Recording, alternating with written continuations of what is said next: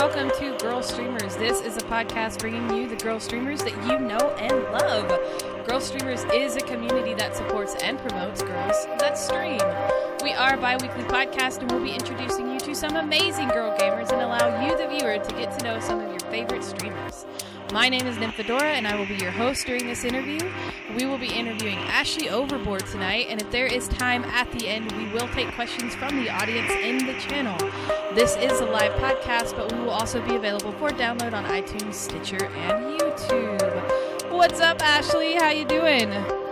Good. Well, watching this Steelers game is making me a little salty, but oh, girl. other than that, I'm doing good. Oh, girl, this Steelers game. I got it on in the background, too, and it's killing me. It's dang killing me. Ugh, I feel you on that one. Yeah. Maybe it'll turn around. Who knows? Who knows? How's your week been? It's been crazy and hectic, but, good for the most part. Except for, I will say this. I had a dude that, decided to hit on me while I was in the train station at 12 o'clock in the morning. And he goes, "Hey, pretty little mama. You look," I'm not joking. He's like, "Hey, pretty mama, you look real good in that tight skirt." Mind you, I'm wearing an A-line skirt, which is not like a hip-hugging skirt or anything. It's not a hugging skirt. And freaking leggings. Like, there's nothing tight about my outfit. Like, everything, I look frumpy, if anything. And I'm just like, that's disgusting and uncalled for. Like, it's 12 o'clock in the morning. Come on, dude. Yeah, right? Well, you had an interesting week. I've just spent my week working. How is that going, by the way? Because I remember, I haven't seen you in a while. And last time I talked to you, you were getting a promotion. Yes. I am a manager of a cookie store now, which is pretty cool. So you're not working at the Mac store anymore? No. Well, I still am at Best Buy. I work there on the weekends, so I work 7 days a week. Oh, that's right. It was Best Buy, not Apple. Yeah. That's right. Oh my gosh. Wow. Lots of working. I'm putting in about 58 to 60 hours a week. Oh, girl, how do you find time to stream? It's rough. Well, everything I do is mornings. So generally I'm off. Like, the latest I'm ever off is about 7 p.m. So I spend my night streaming. I get about 4 hours of sleep every night. Oh, my God. And everything, so. You're crazy, child. You are crazy. And on top of it, I take care of my grandma as well. Mm-hmm. So it's a fun little life. So how did you come up with your screen name, Ashleyoverboard? Because you actually have two. You're known as the BizCliz and Ashleyoverboard. So which one are you most known by, and how did you come up with both of them? So it's a little weird for both. So back when I made my Twitch account in like 2012, I was obsessed with this band called Man Overboard. So I did Ashleyoverboard as just something because I couldn't come up with anything else. So it's band related. If you listen to pop punk music, it's a really, really good band. Nice. Anyways, I came up with that, and then as a lot of people know, I'm a huge, huge wrestling fan, and the BizCliz comes from one of my favorite factions. So when I started on Twitch streaming, I wanted to be the BizCliz, but couldn't really change my name. So I did both for a while, and then they both kind of got a little confusing, so now I think I'm just going to go with the Ashleyoverboard because it's really confusing. Nice. So where do you hail from? I am from a little small town in Virginia called Christiansburg. It's most known, I'm about 45 minutes from Roanoke, which is probably one of the biggest cities around, and I'm about 5 minutes from Virginia Tech, which is a pretty big college. So. Yeah. So, okay, all right, you are a fellow Steelers fan. How did you become a Steelers fan then? So, growing up, I had family that was from the Philadelphia area, which is funny. They were from Philly, but they were Steelers fans. And then my sister was also a fan growing up. So I kind of just started watching them because she did. So I was kind of grown into it. Nice. Very nice. Yeah, I'm in Atlanta and I'm a Steelers fan. So Hey, there you go. I mean, yeah. I mean, I'm a Braves fan. I love Braves, but even though we're crap right now, It happens. It happens. I was not into football until high school, and then even then it was only like the high school football, and then college I got into college football a little bit, but not a whole lot. It wasn't until I became a Steelers fan in college because we were doing Super Bowl and they were going to the Super Bowl at the time. I think it was Steelers? I want to say it was Broncos or it was Dallas. I can't remember. But I had to pick a team, and I was like, I don't know which team to play or which team to go for. And somebody showed me a picture of Roethlisberger, and I was like, I'm sold. That was back when he was like super hot and still young, Right. Yeah, so that's awesome. I say he's old, and he's like the same age as me, but that's how I became a Steelers fan, and I just kind of stuck with it because I was like, I don't want to be a bandwagoner, so. Exactly. Yeah. And just think, if they win tonight, sorry, let me rephrase that. When they win tonight. Yes, there you go, girl. Preach it. When they win tonight, they get to beat your team in Atlanta. So how cool would that be? I mean, I will always root for the hometown team, Right. because it's the Falcons, and I grew up here, which I'm proud. Way to go, Falcons, for getting to the Super Bowl for the first time since '98. That's slaughter. Yeah. that game was crazy, but yeah. So, sorry. We're like really, I'm seriously watching the game in the background. Like I feel like a horrible podcaster right now, but I did it for the other podcast I had to record earlier today. I was like, yeah, I'm watching this game at the same time. It's not that I don't care about you. I do. I can do both. So, what is the first game that you played that got you into gaming? So when I was really, really young, my first system was a GameCube, and my dad actually bought me Crash Bandicoot with it. And growing up, we didn't really have a lot of money, so that was pretty much the only game I had for quite some time because my parents had to save up like crazy just to get me that. Aww. So that basically was like all I played for a really long time. And then, basically, started working, making my own money, started getting into other consoles and gaming and branched out. So I played a lot of Crash Bandicoot when I was little. A lot. Nice. Hey, that was a good game, man. That was a good game. I like that game. It's so good. So, how long have you actually been streaming, and what got you into streaming? So this one is kind of tough. I started, I guess, saying full-time streaming in June. There was a couple times where I would just like randomly stream through my Xbox, but it wasn't like a constant thing. I would do it like once a month because I didn't really know what I was doing. Right. And then I just kept watching more and more Twitch streamers, and a couple of them actually got me into it, and they were like, just do it. We'll support you. Because we know you don't know what you're doing. And so basically I streamed it, started doing it, and a lot of people came in and started supporting me. And so, yeah, I've been doing it full time since June. That's awesome. So that long. Man, that's crazy. And you've actually built a huge community with your Discord. I mean, being in Girlstreamers, and you stream on Girlstreamers, you stream on a couple of other channels, and you have a very active Discord. Actually, Yes. like I'm highly impressed with how active that is. My biggest thing of what I try to do with streaming is, the way that I see it is, you have to support other people before they will support you. That's the way I've always seen it. Yeah. So, in my free time is basically spent watching other people's streams. When I'm not streaming, I'm gaming on one monitor, I'm in somebody's stream on the other monitor, and I've just network. is the biggest thing to help grow your community, and that's what I've been doing. And also, I know a lot of people keep their Discords like, oh, if you're a sub, you can come in, or if I know you really want to come in. I just leave mine open. If, somebody acts up or is disrespectful, I have mods. They take care of it. Scooby, I'm looking at you. But yeah, I leave mine open because I love meeting new people. I love having people to play games with, and that's what it's all about.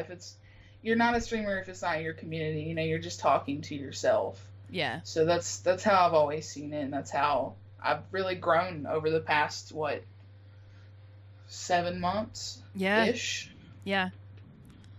That's awesome. I think that's actually a really good way to look at. That's kind of why Girlstreamers was started, is that mentality. So I think that's some good. New streamers, take note. That's some good advice. So what is the most embarrassing thing to happen to you on stream? Well, this one I had to think about because I don't get embarrassed very easily. So this one was really hard for me. I'm a pretty positive, open person. If I do something silly, I'm just like, oh, I deserve it. But when I first started streaming,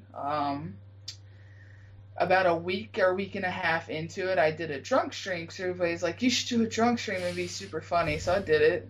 I drank a little too much, and I basically was like, all right, guys, I need to break the seal. I'm going to take a quick bathroom break. I'll be back in 5 minutes. I went to the bathroom, and I was just like, I need to lay down for 5 minutes, and I'll be good. I can keep going. So I used the bathroom. I went and laid down. That 5 minutes turned into 6 hours. Oh, God, no. Stream still running. Oh, my God, are you serious? Yep, stream still running. Ripped my data cap. Oh, dang. And I woke up, and I kind of laid there for a minute. And I was like, did I ever end my stream? Am I still streaming? And then I basically came back, and my chat was still going. 6 hours later, everybody was like, is she okay? I hope she's okay. Did she die? Did she pass out? Did she go to the hospital? Is she good? And then I basically just walk in front of the camera, and I'm like, hi, I'm okay. That's amazing. I'm well slept. But I was like, yeah, thanks for hanging out for nothing. That is so great. Oh my God. I can't believe you didn't get kicked though. That's true. Usually people get kicked because my chat was still going. I don't know. Maybe. That was the thing that I said. I actually didn't record the whole 6 hours because that would have been really boring. But if you actually go onto my Twitch channel, it's my very first VOD. The last 10-15 minutes is hysterical, and I'm like, all right guys, going to the bathroom, I'll be back. And then that's just it. Oh, that's awesome. That is awesome. So seriously, I think that's one of the best stories I've ever heard. That's people falling asleep on stream. Those are the best. I was watching a stream once, or a YouTube video of a stream, and this old dude fell asleep, and he kept getting donations. People just kept donating to him. And I'm just like, wow, that's awesome. Well, my alerts are really, really loud. Everybody's like, you need to turn down your alerts. It's way too loud. I was like, at least if I fall asleep, I'll wake up. So what type of games do you like to play in stream? I am a variety caster, so I stream a lot of different games. But if I had to narrow down my favorites, I really like survival games. Mm-hmm. I've been playing a lot of 7 Days to Die, Rust, DayZ, stuff like that. I also like to play a lot of H1Z1. That's pretty much been what I've been playing a lot these past couple weeks. I had a friend that I'm really, really close with. She's been playing it a lot. And I've just kind of followed suit. Because at first I started playing, I was like, I have no idea what I'm doing. This is fun, but I don't know what I'm doing. And she showed me the ropes, and so now I can't get enough of it. It's super fun.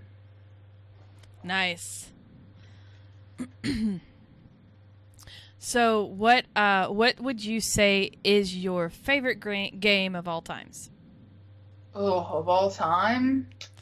And yeah, favorite game of all time, and then favorite game current, like that you've currently been playing. Well, current, back to it, is definitely H1Z1. That's like my current game at the moment that I'm super enjoying. And just anything survival related. I'm just, that genre right now is just, that's all I want to play. As far as my all-time favorite game, that's so hard because there's so many. If I had to pick one, I put a lot of hours into so many games. This one's tough. This is like probably the hardest question because there's so many great games, but There are. I'd say I put a lot of hours into the old school Need for Speed games. I know that probably sounds lame, but Need for Speed Most Wanted, like I grind that game and I got down to like the last boss and I had to play it like 20 times to beat it. But that game was probably one of my favorite games that I just grinded. Nice. I don't think I've ever actually played a Need for Speed game. Now that I Really, think about it. the new ones are pretty crappy, but the old ones were fantastic. So what would you say? 7 days. What is it called again? 7 Days to Die. Mm-hmm. Yeah. I've seen you play it. The game looks fun. Would you say that's your main game, or do you even have a main game? I do play that quite a bit. I would say that probably is one of my go-tos. That, and then of course, like twice a week, me and Kate's Nightmare, we play a lot of Dead by Daylight. Which is A another lot. fun game. So much fun. Like that's probably the game that I played like the most a week, because I'll play that like 2 or 3 times a week. Because we just get a big group together. Me, Kate's Nightmare, Crazy. Zillow will join us sometimes. It's so much fun. It's fantastic. What attracts you about that game?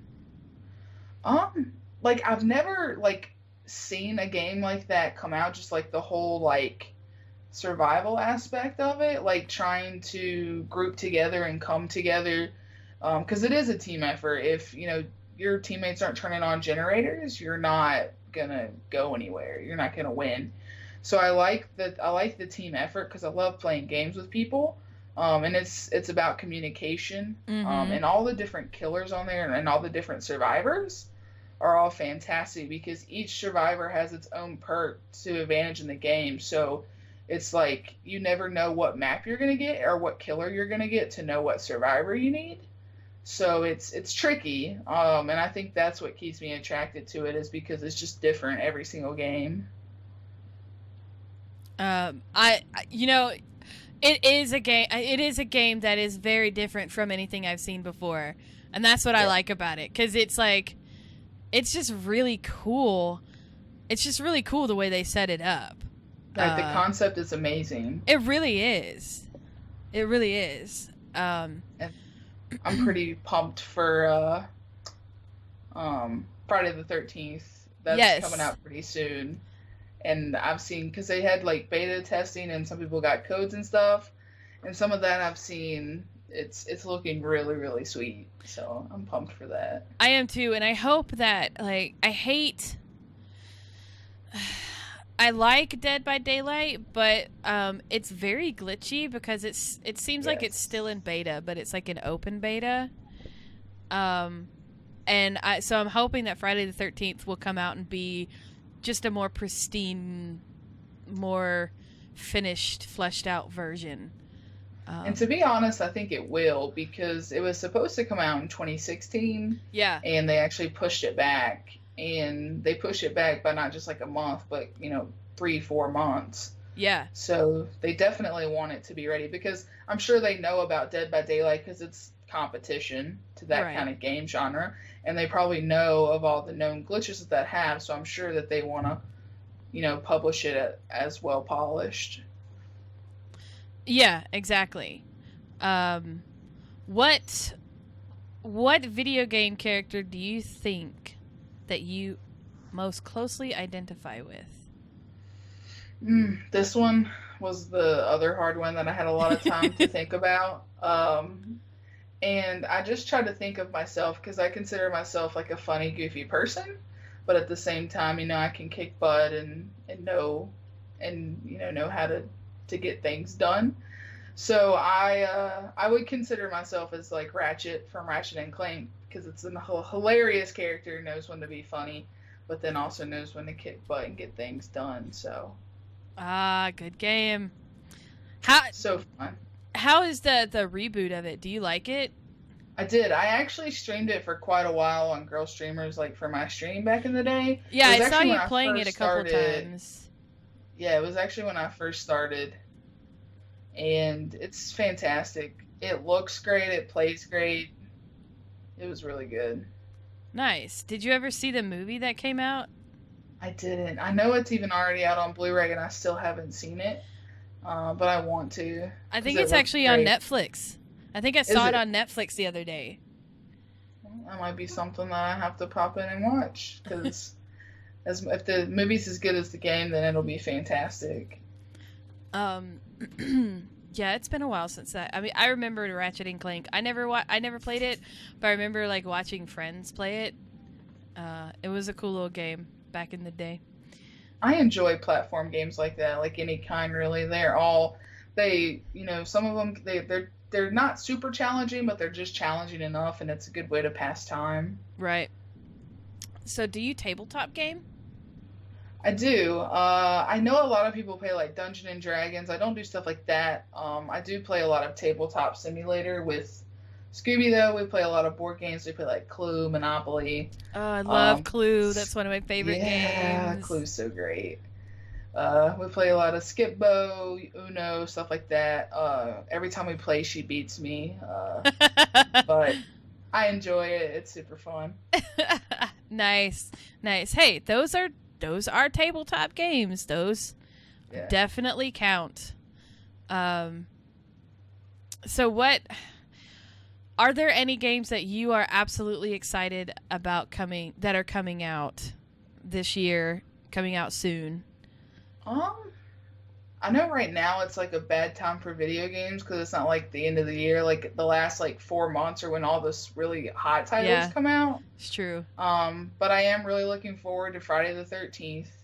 I've never played a Resident Evil game, but Resident Evil 7 is looking awesome. I don't know if I'm going to pick it up day one, but it's definitely something I'm interested in playing, especially after playing like Outlast and Layers of Fear and stuff like that. Oh my god, Layers of Fear. It looks your Layers of Fear gameplay. Yes, I noped the F right out of there in that game. I will never I noped out several times in that game. It's I will say this though, like I'm not a big horror game player, but I do appreciate I appreciate like a good game, and Layers of Fear it's a good game. It's very well made. It's just a good game, and I scream like a little baby, and it is what it is. It happens. I mean, I still jump. I'm just like, oh, so. Yeah, but you don't scream. But any jump scare game will do that to you. You don't scream like a little bitch like I do. Like I scream. It's okay. Oh man. So, is there one game that you would actually like to have a reboot or remastering of? Definitely Crash Bandicoot, and it's coming. That's right, it is. It's coming. That's like one of my all-time favorite games. So I'm excited to see that. Off the top of my head, that was really the one that hit because that's what I grew up playing. Yeah. Mostly. So whenever they announced that, it's like, oh, it's what I've been wanting my whole life. Is it going to be across all platforms, or is it going to be just on like PlayStation or what? From Do what you know? I've seen, I believe it's going to be just PlayStation. I could be wrong on that, but I think it is just PlayStation. Oh man. Oh man, I may have to get a PlayStation 4. Because I have a PS3. I still have a PS3. It's a solid system. It is, and it's so hard for me to justify buying a new system when the one I have actually still works really well. Right. So I want a PlayStation 4 for the streaming factor and the games that I can't get on PlayStation 3, but it is what it is for right now because I'm poor. I mean, you could be like me and buy the Xbox One and completely just get rid of your whole 360 collection because they're like, no, these won't work. And then, 4 months later, they're like, oh, backwards compatibility. And I'm like, oh, Jesus. Yeah, and one thing I don't understand is why you can't do the backwards compatibility for PlayStation, especially when everything is pretty much digital now. Like, there's really no reason. Yep. Like, if you buy it through the PlayStation Network, you should be able to play it on the PS4. Like, that, it doesn't make sense to me. But I'm not a coder, so I'm sure there's some coding and stuff involved in that. But still, like, I feel like it wouldn't be that difficult to make it work.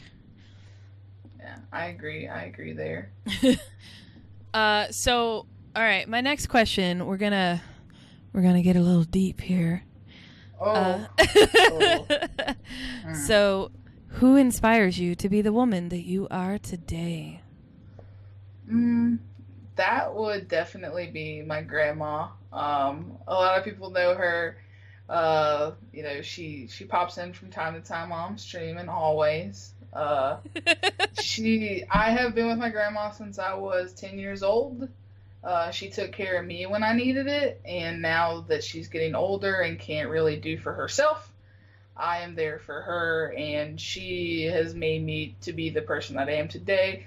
Just goofy, silly, always positive, but knows when to be serious.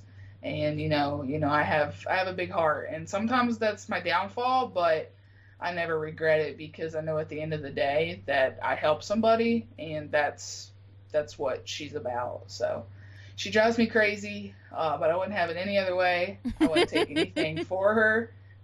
Yeah, but she definitely inspires me daily to keep going and not to give up. So she's an amazing woman. Grandmas are the best. They are. And they're the best cooks. Oh my God, my grandmas. Okay, it was really hard to choose. Both of my grandmas both made, I'm from the South. They made those good Southern biscuits. But both of their biscuits were so different from each other. But they were both so good. It was so hard to choose whose biscuits were better, in all honesty. My grandma's... Just give me both. Give me both. Oh my God. I will say, my grandmother... Not my great-grandmother, because I grew up with just a great-grandmother and a grandmother, one on each side. My dad's mom made the best dead blame gravy I will ever put in my mouth, and I will never have gravy that tastes like that woman's ever again. It was so dang good and so bad for you, but her biscuits and gravy were seriously the best thing you would ever put in your mouth. Oh, that sounds amazing. My grandma makes good biscuits and gravy. She makes amazing macaroni and cheese. Her mashed potatoes are the creamiest, best things ever.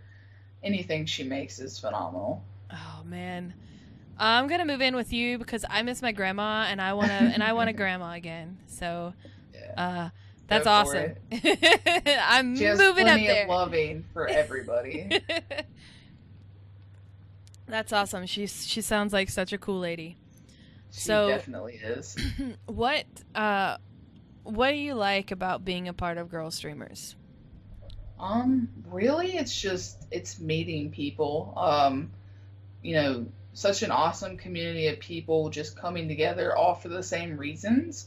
For me, ever since I was 16, it's just been school, work, grandma, so I never had a lot of time for friends, unfortunately, just during school and stuff. So whenever I came home, it would be taking care of her. And, my free time was spent on the internet playing video games, meeting new people, because, I couldn't really go out because I needed to be here with her. So that was really my way to meet people. And, still, 10 years later, that's still how I'm meeting people. So coming across Girlstreamers was one of the best things that could have ever happened to me, especially with streaming, because I've met so many awesome people who all want the same things, and we all click and we all connect. Yeah. And that's just what's been the most amazing for me. Everybody's so wholehearted and awesome, and wants to support you because they want the same things.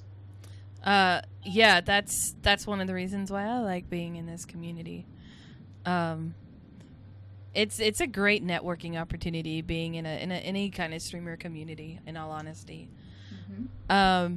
What keeps you so passionate about gaming and about just the community in general as far as gaming goes?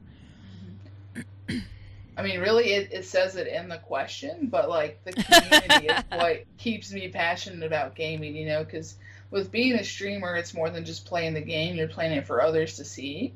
And if you don't have that community behind you, then, there's really no point in streaming. So the community is really the best part about it. Like, everybody that watches makes it worthwhile, makes my entire day. And then also just with so many different games coming out, like we were talking about Dead by Daylight, how we've never seen anything like it. Yeah. How it's different, each game, because like gaming's huge now. It's one of the biggest things ever.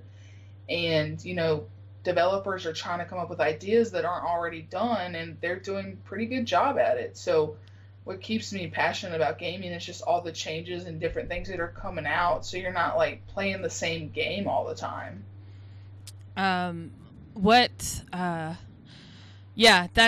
I love that. 'Cause that's usually the answer everybody gives. Mm-hmm. That it is a community, but I mean, it is. I mean, if you don't have a community, you're just playing a video game for yourself, right. Which is fine too, but I find it makes it more interesting when you have people to play with and when you have people to talk to, because it brings down those inhibitions that people have because you have something in common. Right, exactly. And there's a lot of games I've just went to play, and it's like I'll play for 10 minutes, and it's like, no, nobody can play right now. I'm just going to maybe go watch TV or something. It's where when you have people to play, you're just more excited. You're more pumped. Like, I feel like that's just everybody. And this is going to sound crazy, but I mean, there's been studies shown that video games actually do help your cognitive thought process. It helps your hand-eye coordination. I mean, there's definitely there are benefits to playing video games. I mean, obviously moderation is key with anything, but I mean, gaming I think gaming is better than just sitting on your butt and watching TV. I don't watch TV anymore because I've started streaming. Like, my husband and I make time to watch like one or two episodes, one or two nights a week, but we just don't watch TV anymore because it's like, why? We have other things to do that are more fun, and we get to talk to people. Exactly. And I mean, most TV these days, I mean, there's some still pretty awesome TV shows out there, but like 90% of it's just so toxic anymore and just gives bad examples, especially to younger crowds. So there's not a whole lot that I watch on TV anymore either. And same with movies. Like, movies aren't as good as they used to be, but gaming always grows and gets better. So that's really why I enjoy it. I'd rather hang out with other people than do that. And I mean, now since there's Rabbit, I even watch movies with people. So I know that thing is so cool, and it's your fault that I started doing it. Like, my Discord is like, when are we gonna have another movie night? When are we gonna do another movie night? And it's like, oh my God, chill, guys. Like, I do have things I have to do because work is a real thing for me. Adulting is real, unfortunately. Adulting, God. But it's fantastic. It Because is. if I watch a movie by myself, I fall asleep 100% all the I time. I don't, but I watch movies I watch movies differently than other people watch movies. When I watch movies, I'm criticizing it and I can't stop it. So I Nice. find it more fun to watch movies with friends, especially through Rabbit, because it allows me to see their reactions to stuff and laugh, with them and joke about the movie. Because, like, we'll watch, like, Mean Girls or something, and we'll make those, like, obvious, okay, yeah, because that's, a real thing, or, like, when she falls into the trash can, I think one of my followers was like, because everybody would fall into a trash can like that, because they're so full of themselves or not paying attention. Like, we just make those stupid, obvious comments, and it just makes it enjoyable. Right, exactly. I love it. So, what would you say is your greatest challenge or obstacle that you have had to overcome in your life? We're getting a little serious again here. I had to think about this one because I've had pretty rough life. I'm never too vocal about it because I don't like to bring people down. I'm a pretty positive person. But it's okay, girl. Let it out. We're good here. We want to know the real woman behind Ashleyoverboard. No, seriously, share whatever you want to share. If you don't want to go, you don't have to go too in depth with it. But I've had two pretty tragic things happen. Like my parents, they grew up with really bad health issues. So by the time I was 10, I'd already lost both of my parents. So that was pretty rough for being young, because at that age you're just like, you question it more than you know why it actually happened. Right. At that age. And there's not a lot of memories that I have. So, I always tell people, like, cherish every single memory you have, because I don't have very many. So I always, make sure to tell people to cherish any memory you can have with your family, because you never know if it's going to be, the last day. So I always have to tell everybody that. But I was in fantastic company because, like I said earlier, my grandma, who is, the person I'm most passionate about, she was there when I had nobody, and she's an amazing person. So I was able to overcome all that.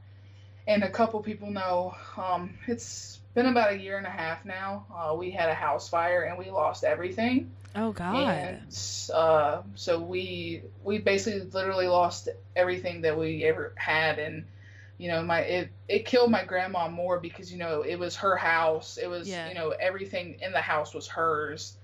And, for her, it was even more devastating. So not only did I have to deal with that, I had to deal with just her, because she was just a wreck. And, but we had amazing people surrounding us that helped us out. But, losing your parents is really hard, but rebuilding your entire life is probably the hardest thing I ever had to do. Because it took about 1 year to fully get everything situated back up, because where we own our own land, it was moving all the debris, then placing a new home, getting it all set up, getting all the furniture in there.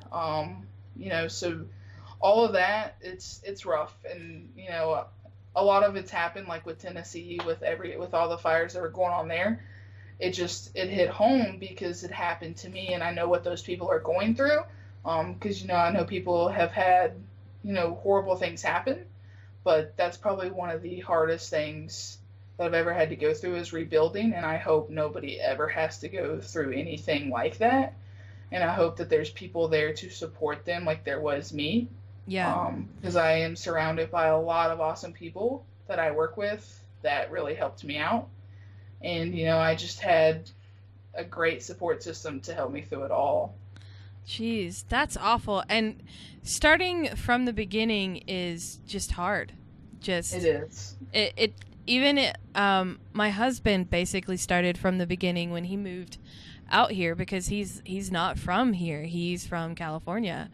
And he left California with $1,800 in his bank account, which, living in California, that's that's like $1, you know, and all of his clothes, and moved out here to be with me. And he basically had to start over. He had to find work. He had to find a house because he lived in my parents' house. You know, they were kind enough to allow him to stay in their guest bedroom. So, I mean, it's not as devastating as a house fire, but it was still just as hard to start something over. And I can't imagine, because you lose your memories when you have a house fire or something that like that. Like, you lose pictures and things that, and I know it's like, I know things are just things and they're just material stuff, but like, since my grandma died, I've gone and gotten things that mean so much to me. Like, I collect cameras, and I went and got the RCA, you know, camcorder that is as old as I am, because that was the first camera I ever used making video stuff. And it's sentimental. It's a piece of crap. It still works, but you know, it doesn't mean anything, and it's going to be displayed on a shelf, and it's nothing, but looking at it reminds me of my grandma and reminds me of my childhood. And if I lost that, that would mean just as much as losing, you know, thousands of dollars. Right. And I mean, for me, like I said earlier, I'm a super strong person. Like, I've never really had a huge breakdown. Like, I've always just been a go person. Yeah. You know, like, literally the night everything happened, like, the next day, I was telling my grandma, like, everything's going to be fine. Like, we're good. Like, although we're not, we have nothing. I'm just like, we're fine. Like, we're good.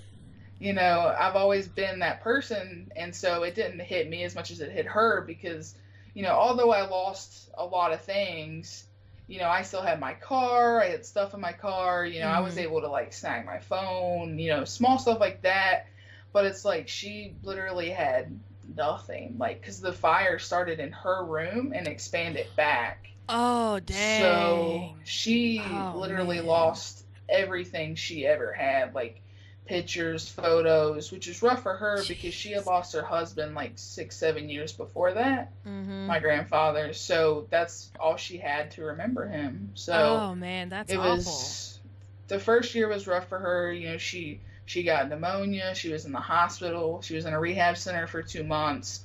She completely lost her memory. She was always on, like, pain and nerve medication. Like, she wasn't there. She was here, but she wasn't here. Yeah. But fast forward to now, the past 2 months, she's came off of her pain medication. She's came off of her nerve medication. She's getting her memory back. She's been getting up, walking around. Oh, that is so good. She goes to the mailbox and back every single day. Trust me, when I start streaming, she's here to come in and say, Ashley, you know, like, just, you know, every time I start streaming, I hit that start button. Ashley, can you come and do that? Yes, Grandma, I'm on my way. That's like my dogs. They start barking. They don't bark until I hit the stream button, and then they start barking. Yeah. Oh, that's such good news, because I remember that she had got sick, and I remember you said she's getting better, but I didn't realize how severe it was. Holy crap. She was a completely different person. Like, some days I would come in, she would not remember who I was. So it was a rough time. That house fire really messed her up. And the biggest thing is she had been smoking since she was 14 years old. She's now 75. And the past month, she has not smoked a single cigarette. So she completely stopped smoking. The only medication she's on is her blood pressure medication, and she's still on oxygen, you know, just because of the lung damage from smoking for so long. But that's it. She's on oxygen, and she takes blood pressure medicine every day. That's all she's on, and she's doing awesome. You know, she has her bad days, but she's been having a lot more good days than bad days lately, which makes me happy because, like I said, she's just like me. She's a funny, goofy person, and she tries to always be as positive as she can. Yeah. So it's good to see her getting back to there because I love it. She's awesome. Oh, that's great. That is so good to hear. I'm so happy to hear that. That's awesome. That's really good news. Way to go, Grandma. I know, right? Go, Grandma. She sounds like a feisty lady. She is. She's phenomenal. She loves to play Bejeweled on Steam. Everybody always makes fun of me. They're like, "Why are you playing Bejeweled?" And I'm like, "It's my grandma." Hey, there ain't nothing wrong with Bejeweled. You know what? That's actually really that's really good. That's actually a really good practice for her because it's gonna help her it's probably gonna help her get her memory back faster because it's getting her brain active again and getting her brain going. That's awesome. I love it. Just earlier, she was in there playing the NES Classic, and it's so cute when she plays because when she goes to jump, she'll play Mario, and when she goes to jump, she actually jerks. So when she jumps, she like jumps the controller. Oh my god, my grandma did that too. It's the cutest thing ever. Oh my god. When the Wii first came out, like my brother had her and my grandpa play the Wii bowling, and I've got it on video. Like she'd sit there, but she would move her arm, but at the same time she'd like move her body with her arm. It was just so funny, and her follow through was it was just so great. They're so cute watching them play video games. I love it. Absolutely love it. It's great because like the cord on the Classic is like 12 inches, like it's super short. So like every time she like yanks, she like knocks the console off the table every single time. She's like, I gotta order one of those extension cables. And I'm just like, that is so great. She's hysterical. She's probably the best woman in my life ever.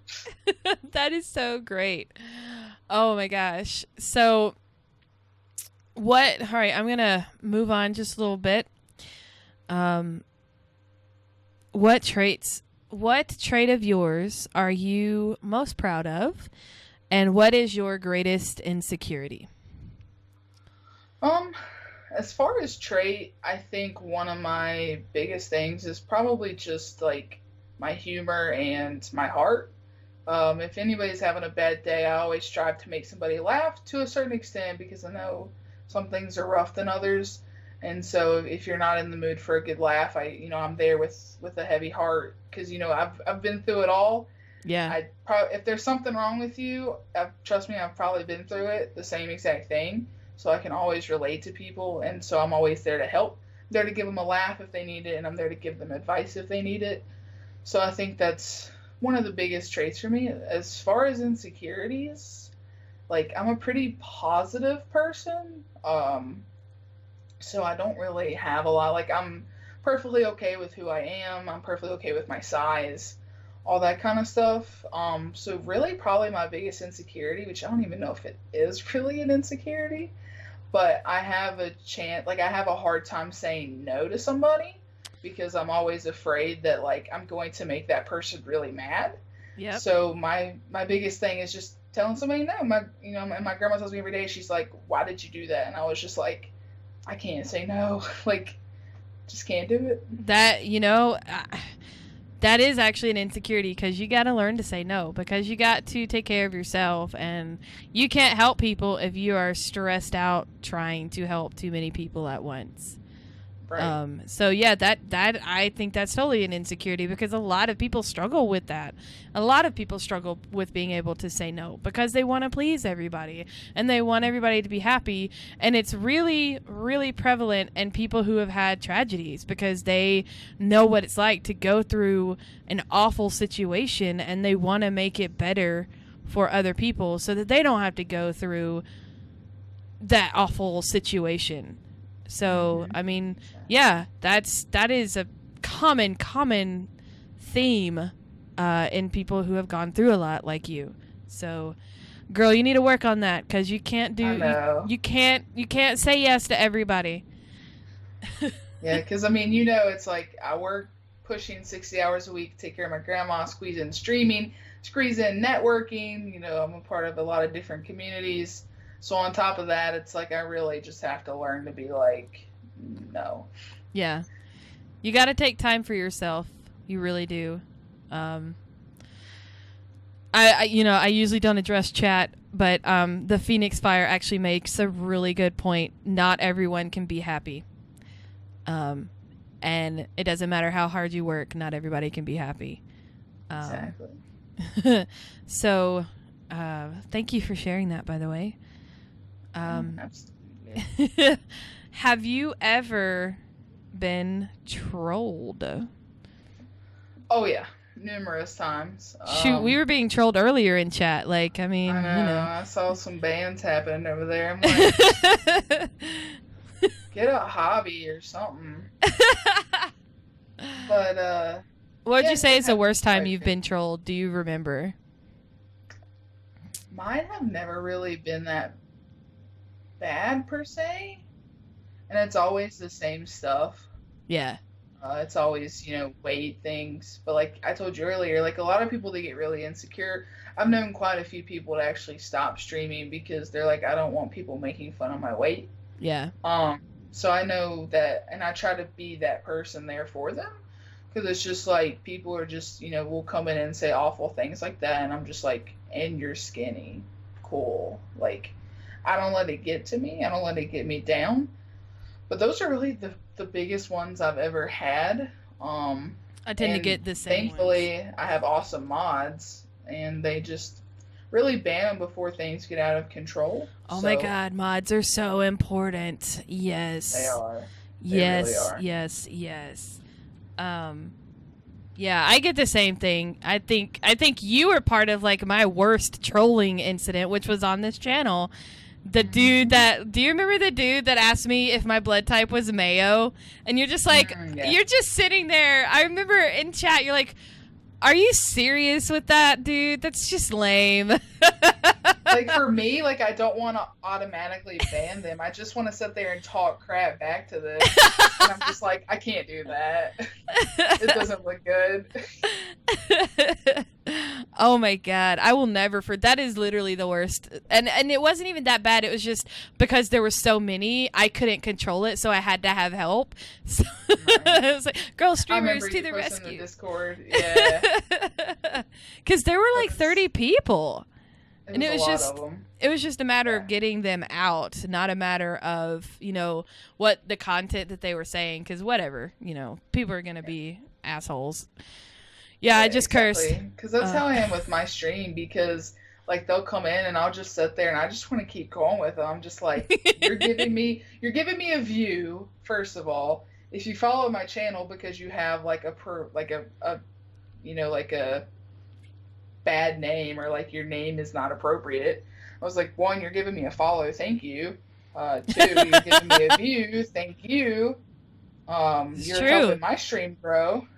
That's actually a valid point. I'm just gonna sit there and argue with you and tell you that you're wrong and tell you that you're wasting your life. And then my mods are like, okay, actually, it's too much. I'm gonna ban them now. Nice. So. You do make a valid point there.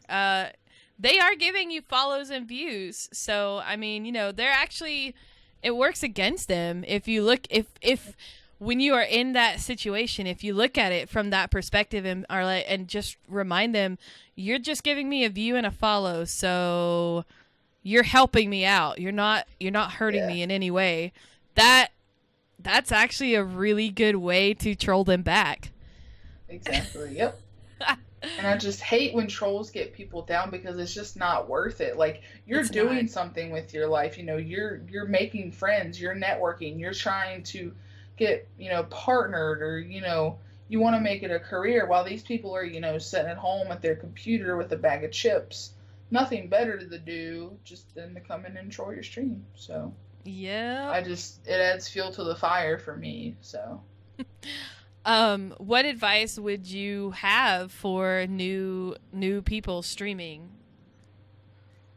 We were talking about it earlier. Networking to me is key, because Nymphadora told me earlier, she's like, you only been streaming since June. That's crazy. Like, you've blown up. And it's because of networking. It's not because like I'm a pro streamer, which I am, but it's you are legit a pro streamer. It's just networking, like 100% networking, because I've seen a lot of people stream and they have 1 or 2 viewers and it's mostly their friends, and they're like, why are people not coming into my stream? And a big thing to remember for Twitch, in my opinion, is to know that there are lots of streamers on here, and there are lots of big streamers on here. And everybody wants the same goal. So if you're playing like a highly rated game, like if you're playing indie game, it's a little easier to get views. But if you're playing anything like World of Warcraft or H1Z1 or Overwatch, any kind of big title like that, you're going to be probably about 300 to 400 to 500 streams down that page. So you're going to get completely overlooked. So if you're on Twitter or any kind of social media, I would use it to your advantage highly, using, their, tags like support small streamers, tag Girlstreamers, because they're always going to retweet you in it. They're always going to give you that support. So just make sure you're networking. And when you're not streaming, still network. Go into people's streams, talk to them, see how they're doing, vibe with different people, because all streamers want the same goal. They want, they want to be followed. They want to have views. They want to, make their community big. And then if you support them, 9 times out of 10, they're going to come and support you as well. Oh, definitely. And I like that. I like that you made that point about when you play the bigger, more popular games, you're less likely to have, unless you're a big streamer, you are less likely to have a lot of followers.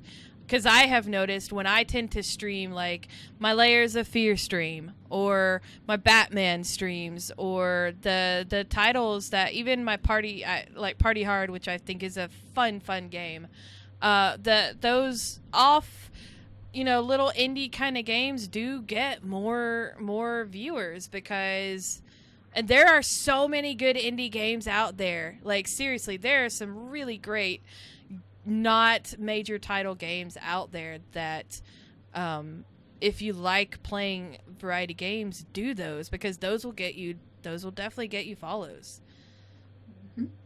Absolutely. I've had a couple friends that have streamed like a small game that they didn't really plan on streaming, and their channel just blew up because of it. 20, 30, 40 views, and they're like, well, nobody streams this, so I'm going to do this for 2 weeks. And they've got a pretty big community out of it. So if you're playing an indie game and you start seeing yourself get a lot of views, I would take full advantage of it. Because with me, I play most games that everybody else plays. I'll occasionally try an indie game out, but like, I play a lot of big titles, and the only way that people are going to come and see me is if I network. Yeah. So, people coming in, tweet it out, tag all the communities you're a part of, like Girlstreamers. I even do the hashtags. Like, 2 big hashtags that I use are support small streamers and gamers unite. Those tend to get me the most views and the most retweets and stuff like that. If you don't use Twitter a lot, I strongly recommend it. It's an amazing platform. I think Twitter is bigger with the game community than Facebook is. I really do. Because it's easier to network with Twitter, because all you want to do is just be like, oh, just to let you know, I'm streaming this game, or I want to play this game, or da-da-da-da, and, it's just quick, it's fast, and people can see because of the hashtags and the way the hashtags work. Because I used to be one of those just people, I'm not doing Twitter is stupid. But when I joined Twitter and started tweeting my games is when Dead Mannequin was like, hey, you're a girl streamer, you should join Girlstreamers. And that's when, and then Kink Nightmare, which is another one of the mods, was like, yeah, Twitter is where I get that's one of the best networking places out there for video games, because it's quick, it's instant, it's, very responsive with the video game community. It's pretty fantastic. I use it daily. I actually have I've been to like, oh my god, I'm sorry. The game is 33-9 right now. We're not going to the Super Bowl. This really frustrates me, because I don't like the Patriots. Sorry. Just a little football update. I'm not happy with the way this game's being played right now. The comeback is real. Anyway, sorry, did not mean to interrupt you there, but I thought you might want to know what the score was. No, you're perfectly fine. I'm a little salty. Just a little bit salty. But now there. we're sidetracked. What was I saying? We're talking about streaming and twittering with streams. So Twitter, I actually have a friend that I know through mutual communities. He actually did like a Twitter training, and to give you guys just a couple points, because I want everybody, like we all want the same things. I want everybody to eventually blow up. So there's two big things that a lot of people don't know of on Twitter. There's those groups. If you get tagged in like one of those group pages, check it out. I know a lot of times you're just like, what in the world is this? But it's actually pretty cool. It's a cool way to meet other streamers because on Twitter, like you probably follow people outside of gaming, like maybe friends or family, stuff like that. So in those things, you only see stuff about streaming. So I've met quite a few people through doing that. Another thing is whenever I tweet out my stream, I always post a picture as well. And you can tag up to 10 people in that picture. So when your tweet becomes too long because you're busy doing like your hashtags and, stuff like that, you can actually tag the people that way instead of in your tweet. So that way you can get more people out there. That's why I've been seeing so many people do the picture stuff. It really helps because once you tag 2 or 3 people and do a hashtag, like that's it. Like you can't tweet anymore. But when you do a picture, you can tag up to 10 people in it, and that's what I've been doing, and it's been phenomenal so far. Like it's really, really helping. Oh, that is brilliant. Oh my God, I'm going to start using that. That's great. It's perfect. And depending on like what channel I stream on that night or who I'm hanging out with and stuff like that, because 10 isn't really a lot. So I try to switch it up every time to do it. So like if I'm on Girlstreamers, I'll tag Girlstreamers. If I'm on my own stream, I'll tag like my mods, a couple random people. I try to switch it up every day. That's so smart. Yeah, the more you know. Yeah, it's really helped me out quite a bit.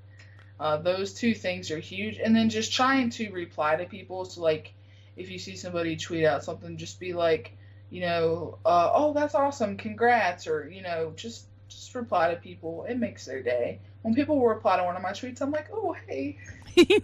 So I like to try and retweet people when I see them tweeting as well, especially when they go live. I like to try and do that just to help support. And usually when I start retweeting somebody, they start retweeting me as well, which is really, really cool. That's some great advice. Thank you. That actually helps me, and I'm not new in the streaming community.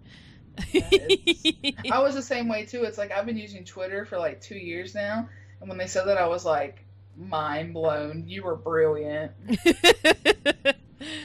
Oh man, that's awesome. So moving on to the next question. Do you have any tattoos, scars, or piercings?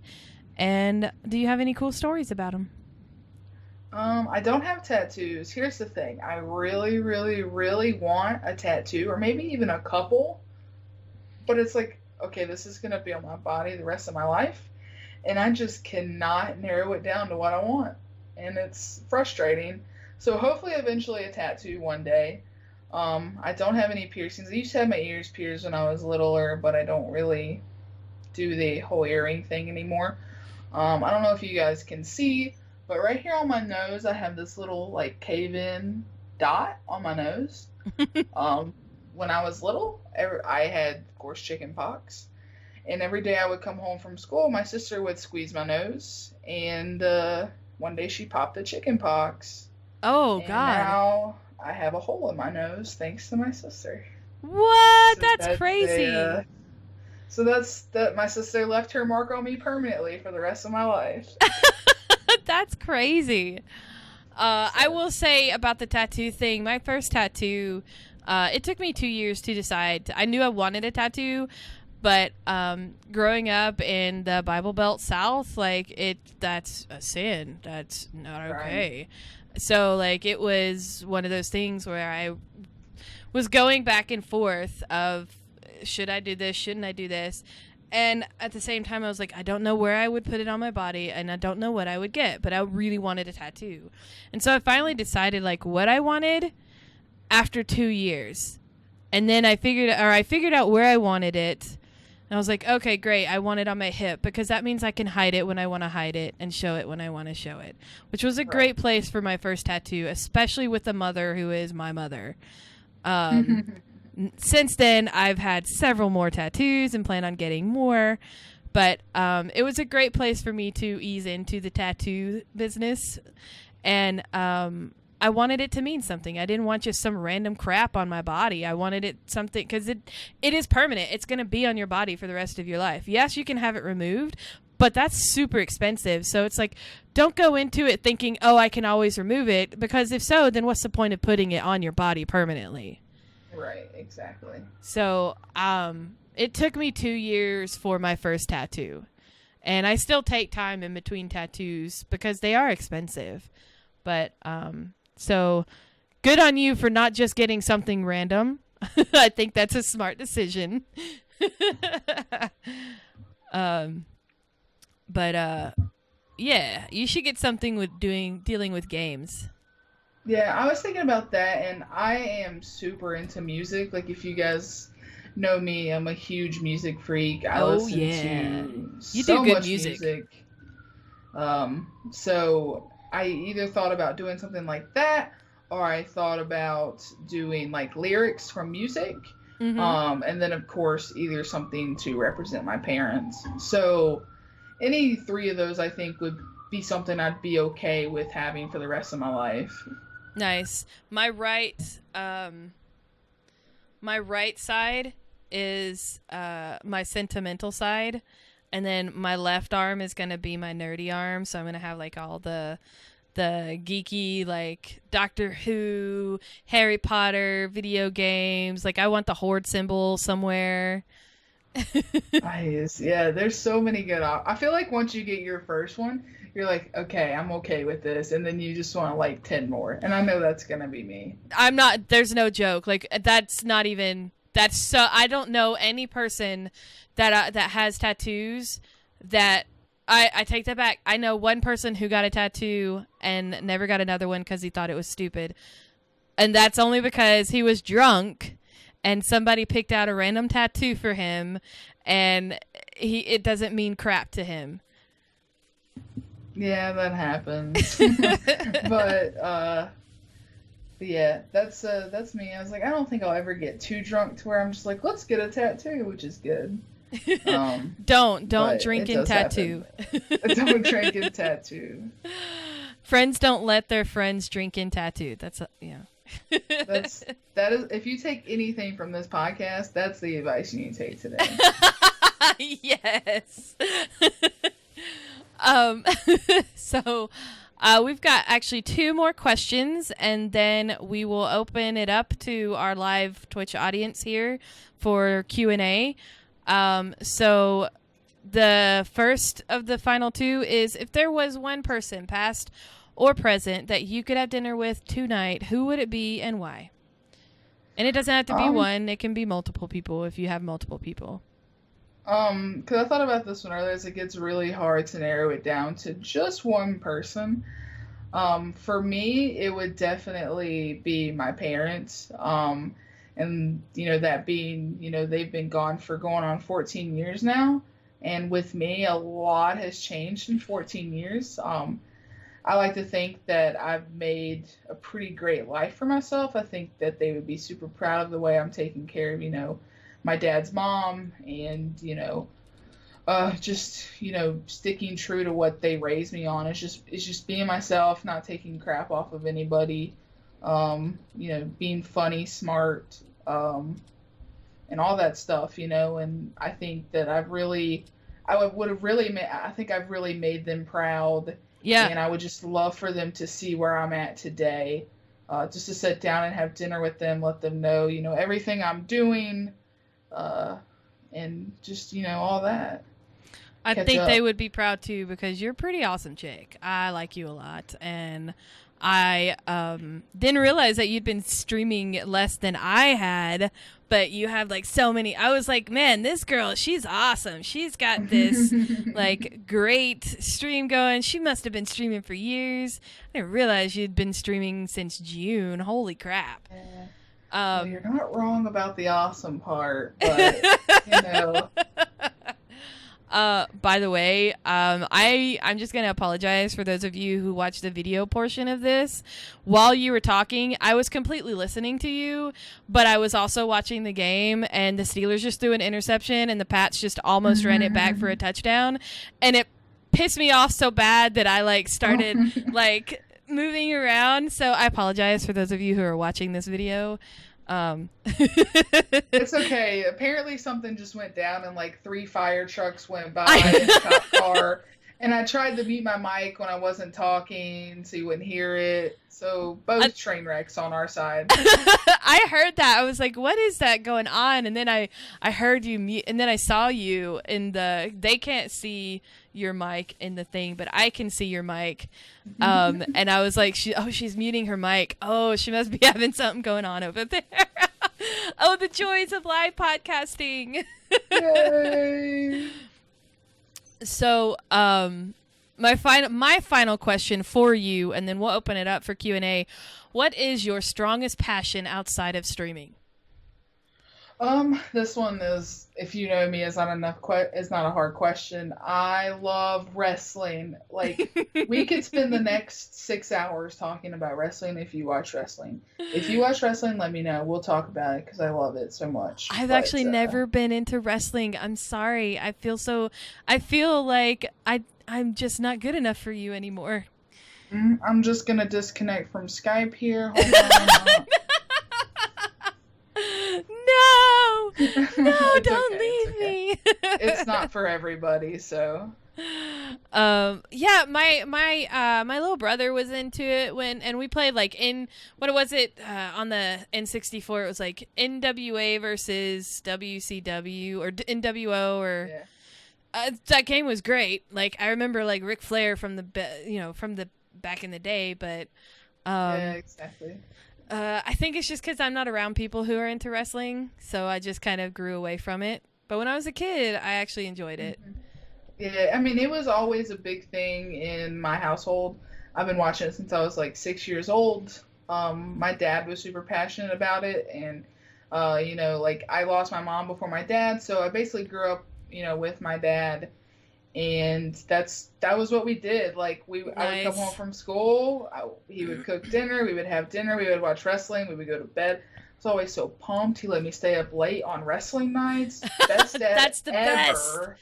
Best dad ever. Yeah. But, heck yeah. And it's carried on. Like my sister's into it, so we would always watch it together.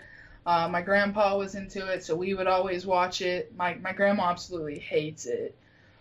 Funny story, the other day, well, it was actually a couple weeks ago, I was at the store, she's like, hey, pick up like a 2017 calendar. I don't have one. So I was like, sure, and I had 2 options. There was a bacon calendar, which I'm kind of upset I didn't go with the bacon one because who doesn't like bacon? But then there was also a wrestling calendar, and so I grabbed her the wrestling calendar, and I came home, and she was like, you would buy me a wrestling calendar. That's great. So, wrestling or bacon? That's a tough tough choice. Especially for me. Oh, man. Q&A has opened up for the live chat. So if you guys have a question, please feel free. Yes, I don't have Jon Snow. And are you talking about my stream or hers? Because I have Funko Pops, but Jon Snow is not one of my Funko Pops. No, my Funkos are in my room. I just have a nifty Zelda poster. Oh, Breath of Wind. That's another game I'm pumped for. That's the new Zelda game, right? That's coming out this year? Mm-hmm. Yeah, it come out March, so really soon. Yeah. It's like open world Zelda, so I'm pretty stoked. Okay, so Carice asks... Okay, oh wait, no. I'm sorry. Orange Beanie has her question first, and I like this question. If you had to, I really like this freaking question. If you had to save, it's so perfect for you. If you had to save Justin Bieber or Miley Cyrus, who would you save? That's tough. All right. That is such a great question. That's the best question. I'm not gonna lie. That is a good question. I'm not gonna lie. I love the Beats. I love his music. No, you do. What? I told you I'm a music freak. I listen to everything. I don't like his voice. I like his. Really? I like some of it, especially his later work. I like his songs, but his voice is great. His voice just really grates on my ears. And I'm not gonna lie. I like Miley's music too. I do music too. Freak, so I like both. So this actually is kind of a hard question for me. I guess I would say Miley. I think I would save Miley. Really? Why? Why would you save choose Miley? I don't know. I mean, I guess it's just I've always I watched her through Hannah Montana. No hate, please. I watched her. I'm silently judging you. All right, that's fine. That's fine. But and I watched her through her crazy spells, and now she's kind of normal again. And I love The Voice. I don't know if anybody here watches The Voice. How is she on that? Is she actually is she good on that? That's what I was gonna say. Like, that's the first time I'd really watched her in a while. But she actually killed it. Like, she had an awesome team. Like, she was actually normal. So that's kind of how I was like, dang, Miley's changing. So well, I guess she's growing up. She's finally getting out of. She did the thing every Disney girl goes through. They got to go through their crazy "I'm getting away from Disney" phase, and then they come back down. No, I do. I like Miley Cyrus, and I do like Justin Bieber's newer stuff. I don't like his stuff from the beginning because he sounded like a prepubescent girl trying to turn into a boy, and it was really bad. So what Carice asks, what one book and one movie would you say describes you the best? That one's tough because, for myself, I know Carice is always asking these awful, awful questions, man. Not that they're awful; they're well thought out. I know. I'm a boring person. No, you're not. You're not boring at all. I consider myself so unique, so it's hard for me to describe myself as from a movie. You're so spunky. Yeah. I'm always super positive. I'm always funny. So what's a good funny movie? Let me see. Actually, let me think about that for a second.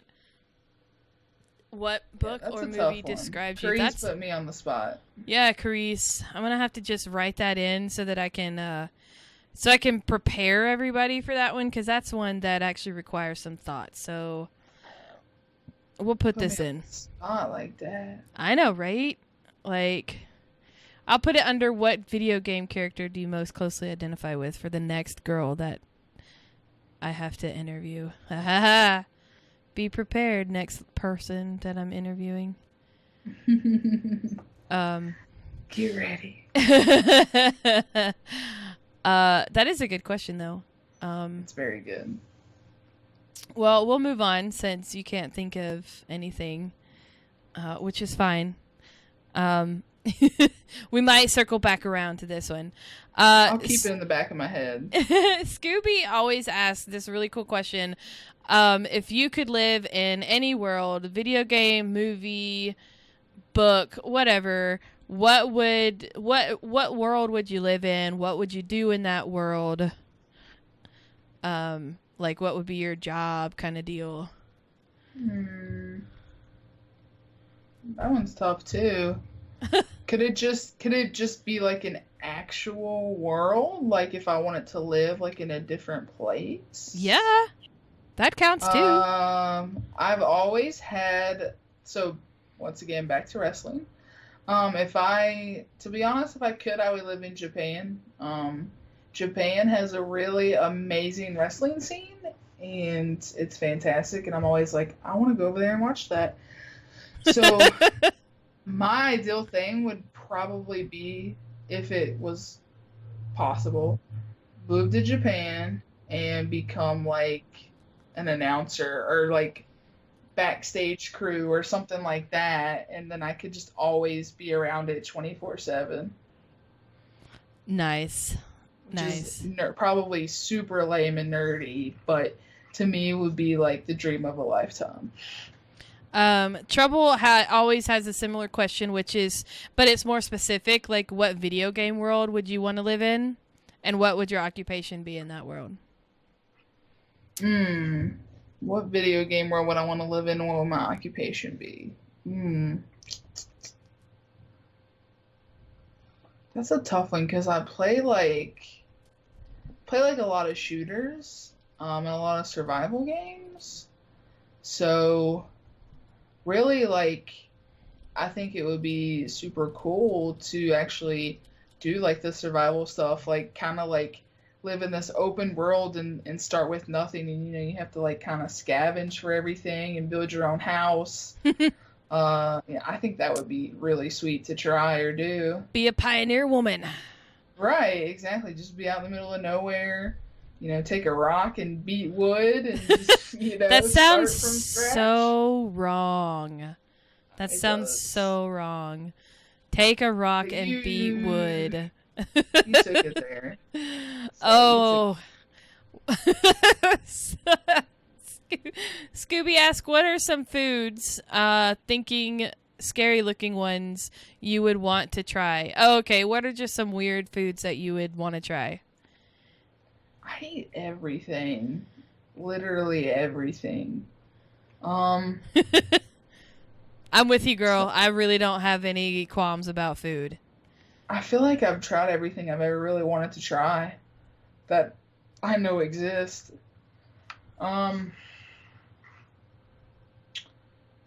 Man, I've never had like cabbage. It doesn't really look weird, but just my grandma cooks it all the time and it smells terrible. Awful. God, cabbage smells so bad when it's being cooked. And I'm just like, I'm not about that. And I mean, it kind of does look weird too. So cabbage frightens me. So maybe one day we'll try the cabbage. Cabbage frightens you. Not anytime soon, but maybe one day. Oh my god, that's great. Okay, so Carice said, okay, we can swap up the question. What book or movie genre would you be? Somebody actually mentioned earlier Easy A, which I could totally see you like Emma, what's her name? Emma Stone. Yeah. I could totally see you. I could totally see you as her in that movie, honestly. Like, you definitely have that spunky kind of attitude like her. Right. Yeah, you really I could do. See that. And I saw King said Bridesmaids, which is one of my favorite movies of all time. Yes, I could see you're So definitely Melissa McCarthy, because you're just that amazing. Like, she's freaking her own. She's totally her own person, and you are that. I think I'm Kristen Wiig's character. And Amy Schumer are like my two favorite women in the world. I love both of them to death. They're great. So if I had to pick a genre, I'd be like, Easy A is a good one, or like just anything with like comedy, is how I would see myself. And then, yeah, that's it. Comedy, because I'm always a goofball. I try to make people laugh. And I'm always positive. So. I could see that. Definitely see that. Scooby always asking questions. I love it. If you could swap lives with anyone for 24 hours, past or present, real or fake, who would that be? And it could be male or female. Right back to it. I would want to be like Melissa McCartney or Amy Schumer for a day. I love it. That would be my dream. Love it. Oh, man. Two amazing women. They are. They're really great. They're funny. They're so funny. They really are. Well, I think that's going to wrap us up for the Q&A. Thank you, folks in the live stream, for asking some good, great questions. Where and when can we find you streaming? So my schedule is very weird with my job and being a part of so many communities.